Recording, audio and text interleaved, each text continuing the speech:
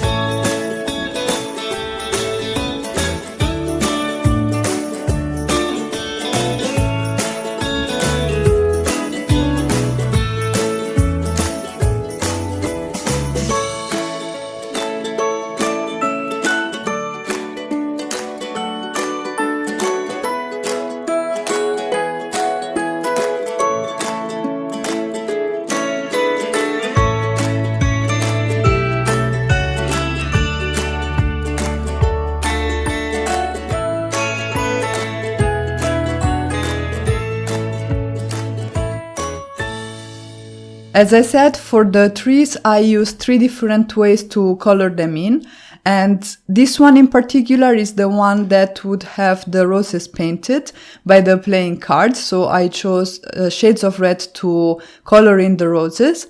I will have another tree with the roses completely white, so for that I will be using some cool grays. And then in a little bit you will see me alter the third one, because I wanted that to look as if the roses hadn't been completely painted. And that was inspired obviously by the Disney animated movie. So we will come to that in a little bit.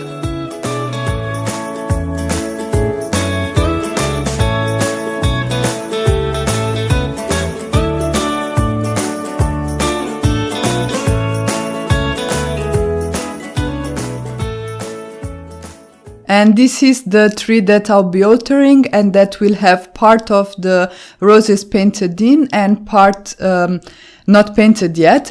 So I will basically draw in a few lines on the central rose, and these are meant to represent paint dripping from the rose itself, so as if the paint was still fresh. I used the Copic multiliner pen to draw in this dripping paint so that I could safely color the roses with my Spectrum Noir markers. And I am coloring the ones on the left side of the tree with shades of red, and the ones on the right side of the tree with my C3 and C1, so with cool grays. And I will also color one last tree with entirely white roses. So again, for those I will use C1 and C3, and the rest of the tree will be colored exactly in the same manner, so I didn't share that part of the coloring. And here you can see all the images colored in. Once again, this coloring video is part of a mini series in which I show you how to create a scene card, and you can see the scene building part of this mini series by following the link in the description box down below or at the end of this video. And that's it for today. If you guys enjoyed this video, please let me know in the comments below, give it a thumbs up and consider subscribing to my channel. You can visit my blog for the full list of supplies, and I'll catch you guys soon with the next one. Ciao!